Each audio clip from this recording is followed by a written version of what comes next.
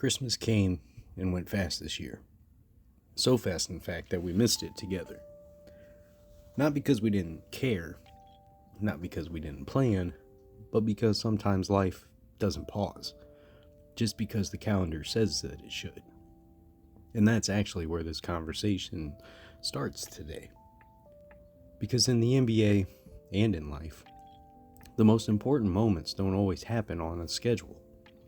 Some paths skip steps. Some timelines bend. Some opportunities show up late, or not at all. Today we're talking about James Nnaji, an NBA draft pick whose journey didn't move in straight lines. Drafted, traded, overlooked, and then choosing a different road entirely. And his story opens a bigger conversation about development, patience, the NCAA, the G League, and why basketball finally looks more like real life than a blueprint. I'm Vincent Cooper, and this is Round Ball Rants. Let's get into it. There's a part of basketball we don't talk about enough. Not the highlights, not the mock drafts, not the comps, the part in between, the waiting, the silence, the moment where you've done everything you were told to do, and the next step still hasn't come. That's where today's story lives. This is the story of James Nnaji. James Nnaji didn't grow up inside the American basketball machine. No AAU circuits, no mixtapes, no packed gyms with scouts leaning against the baseline. He grew up in Nigeria, and like so many international players, his dream didn't start with the NBA. It started with opportunity. That opportunity came in Europe. As a teenager, Nnaji left home and entered one of the most demanding basketball environments in the world, FC Barcelona. Not the glamour version people imagine, the grind. Practices where mistakes cost you minutes. Games where development isn't even promised. It's earned. A system built on discipline, patience, and survival. By the time he reached the senior team, he was still raw, but undeniable. A near 7-footer, long arms, violent rim protection, a vertical presence that changes the geometry of the floor. He wasn't polished, but he was real. And in 2023, the NBA noticed. On draft night, James Nnaji heard his name called at 31st overall by the Detroit Pistons, second round. That space where dreams exist, but guarantees don't. For most fans, that moment feels like an ending. For players, it's often the beginning of uncertainty, because within days, quietly, his NBA rights were moved. No press conference, no jersey reveal, just paperwork. James Nnaji belonged to the Boston Celtics, drafted by one team, traded to another. Still overseas, still waiting. And this is where the story gets uncomfortable. Because this is the part that we skip. When you're drafted outside the lottery, nothing is promised. You're not handed a development plan. You're not guaranteed a roster spot. You're often treated less like a player and more like an asset. A future idea. James Nnaji didn't fail. He didn't flame out. He didn't quit. He just landed in that quiet middle space, drafted, owned, but unseen. And that space can eat people alive. Here's the thing about basketball dreams. They don't end cleanly. They stretch, they stall, they bend. And James Nnaji made a choice that says more about his character than any stat line ever could. Instead of waiting indefinitely overseas, instead of disappearing into the margins of professional basketball, he chose development. He chose education. He chose time. James Nnaji enrolled in college. Let that sit for a second. An NBA draft pick, with professional experience, with NBA rights still owned, back in a classroom, back in a gym, back in a space built to grow, not rush. That's not a step backward. That's a man refusing to let his story be written by silence. We're conditioned to think that basketball careers move in straight lines. High school, college, draft. But then, real life, it doesn't work that way. And neither does basketball. Some careers zig, some zag, some pause. James Nnaji path tells us something important. You are not behind because your timeline looks different. You are not finished just because the spotlight moved on.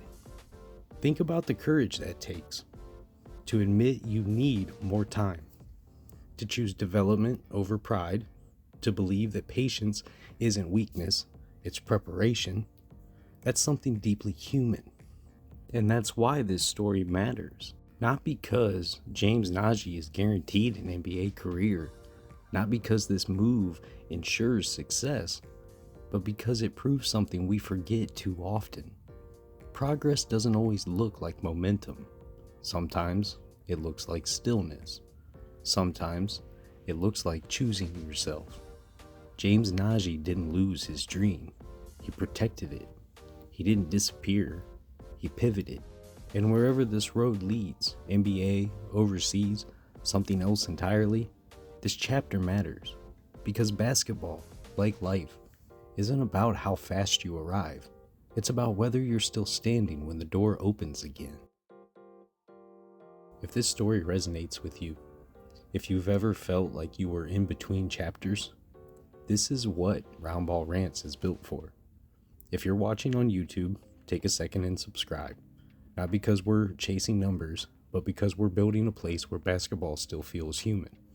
If you're listening on Apple Podcasts or Spotify, follow the show. Those small actions help this space reach the people who need it, the ones still waiting on their door to open. And if you ever want to be part of the conversation, our call-in line is always open, 216-452-8813. No hot takes required, just real thoughts, real stories. Because this isn't just about basketball careers, it's about life showing up differently for all of us. All right, when we come back, let's zoom out. Let's talk about what stories like James Nnaji means for the future of college basketball. College basketball used to be a one-way street. You came through it on the way up, and once you left, you didn't come back. Especially if you were international, especially if you had already played professionally, especially if the business side of basketball had already touched your resume. For decades, the message was simple. College is the before. But stories, like James Nnaji, quietly tell us something different. That door isn't locked anymore. For a long time, the NCAA was built around a narrow idea of development. You were either an amateur becoming a pro or a pro who was no longer welcome. There was no space for nuance, no room for pauses, no allowance for players whose growth didn't follow a straight line. International players felt that most. If you signed early in Europe, that was it. If you needed more time, you figured it out overseas, or you vanished from the conversation.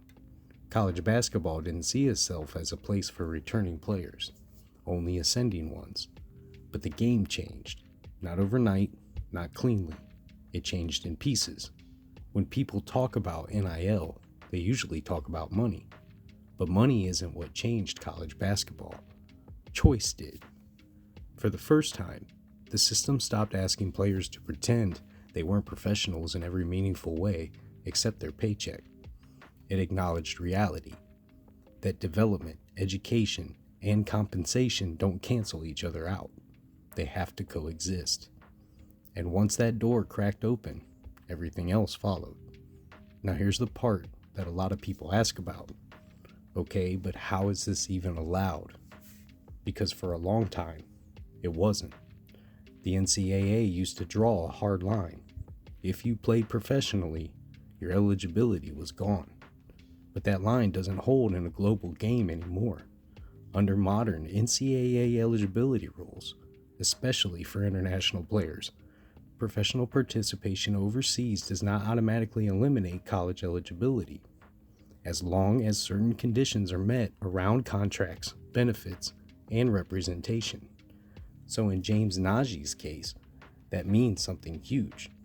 Despite being drafted, despite having NBA rights owned by a team, despite already living in the professional world. He enters college with 4 full years of eligibility. 4, not a 1-year cameo, not a pit stop, a real college career, if he wants it. And that is what opens the door wider than people realize, because this isn't just about James Nnaji. This tells international prospects something powerful. You don't have to get every decision right at 18. It tells players who sign early professional deals your development clock doesn't stop just because you need structure, visibility, or time. It tells college basketball something it hasn't been comfortable admitting. You are no longer just the beginning of the pipeline. You are part of the middle. Now think about what that means for the sport itself. College basketball quietly becomes a developmental hub, a place for late bloomers, reroutes, players rewriting their first draft, not just one and done stars chasing the league, but players arriving with perspective. That changes locker rooms, that changes leadership, that changes the emotional texture of the game. You're not just watching potential anymore, you're watching growth in real time. And for the NBA, this isn't a threat. NBA teams still own draft rights. They still control the timelines. They still make final decisions.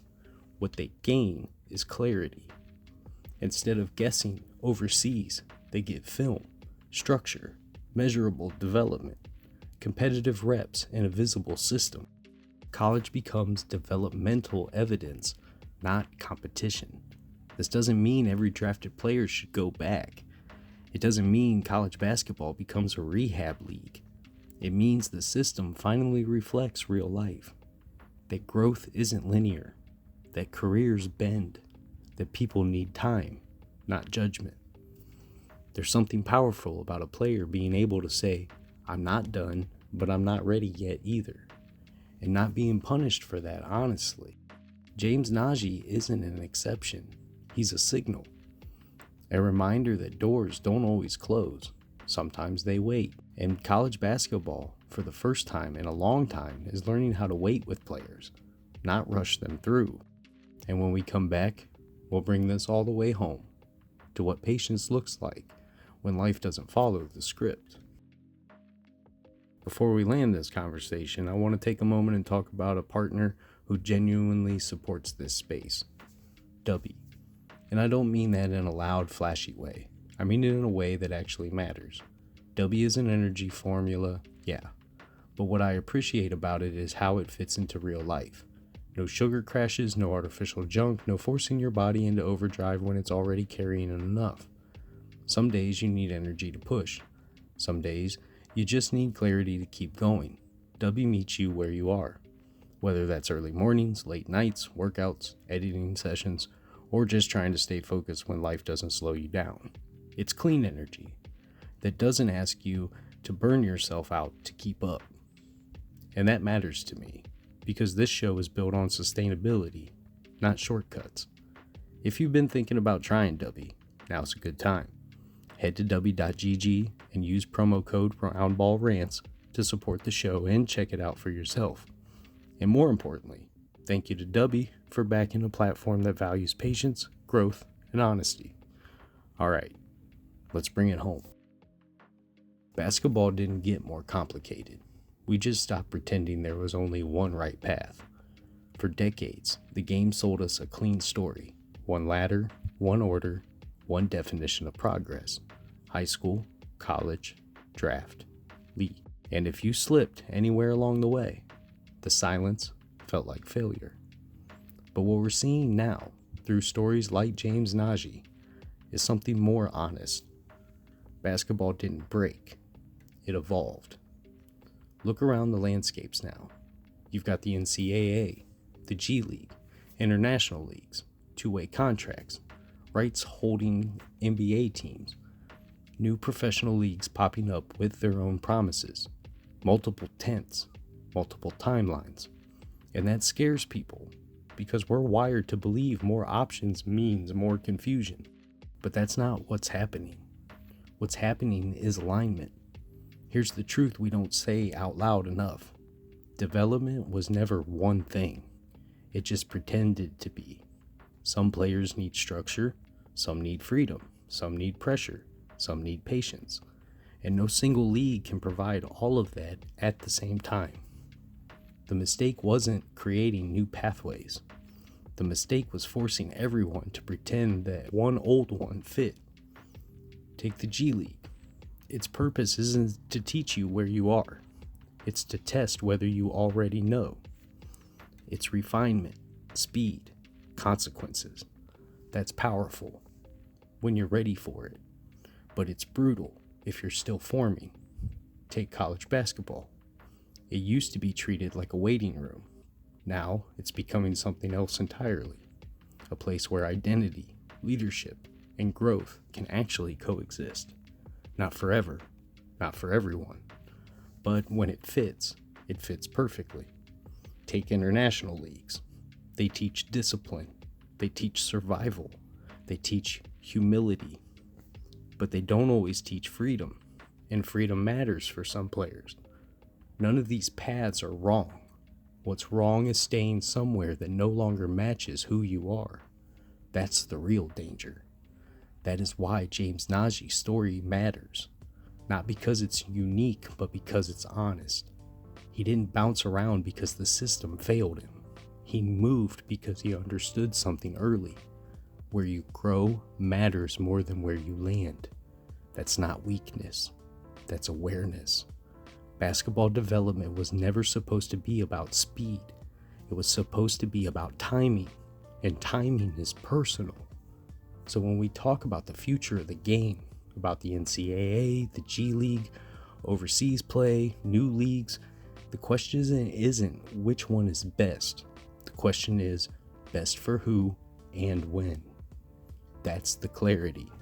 Not chaos, not confusion. Just reality finally catching up to people. There are more paths now, and that doesn't dilute the game. It deepens it. Because basketball, like life, was never meant to be solved with one answer. It was meant to be lived, one decision at a time. And that's where we land today. We're on the other side of it now. Christmas is past. The noise settles. The expectations ease up. And whether the holidays lifted you or weighed on you, they're behind us. That matters. Because there's something powerful about this space right here. After the celebration, before the calendar turns, it's quiet. It's honest. It's where you get to decide what you're carrying forward and what you're finally allowed to put down. The new year does different things to different people. For some, it's reignition, picking back up what life paused. For others, it's ignition, starting something that never had room to breathe before. Both count. Both are valid. And neither needs to happen overnight. If Christmas brought you joy, hold on to that. If it brought pressure, let that go. You don't owe the next chapter perfection. You just owe it intention. As we look toward 2026, not as a finish line, but as a direction, this is the moment to ask yourself one simple question. What do I want to build that lasts? Not what looks good, not what moves fast, what lasts. Consistency, patience, clarity. Those don't trend, but they endure. This show is heading into that next chapter too. More intention, more growth, more honesty. Not louder, not rushed. Just better. So wherever you're listening from tonight, take a breath. Let the weight of the holidays fall off your shoulders. Let the pressure of new year, new everything stay on the calendar, not on your chest. There's time. And what's coming doesn't need you to be perfect. It just needs you to show up. I'm Vincent Cooper. This has been Round Ball Rants. Thank you for spending this time with me. And remember, it's not just basketball. It's therapy. with a bounce.